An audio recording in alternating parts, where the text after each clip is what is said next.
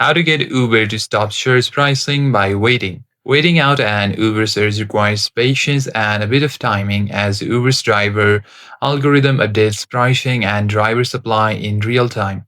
So, what you can do is wait for 5 to 10 minutes before booking your rides.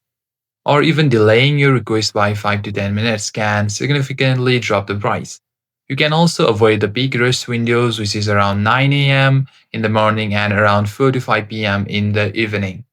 And when the bar closes, you can adjust your request time slightly before or after this recess to avoid the peak bottleneck. You can also compare ride tires. Simply tap on bike or car, choose your comfort as you can, and you'll see the price variation. Like the bike will be a lot cheaper than as compared to the ride on your car. So this is how you can reduce. Or also if you want to reduce by some, not all, but some discount, then you can always use the promo code if you have any.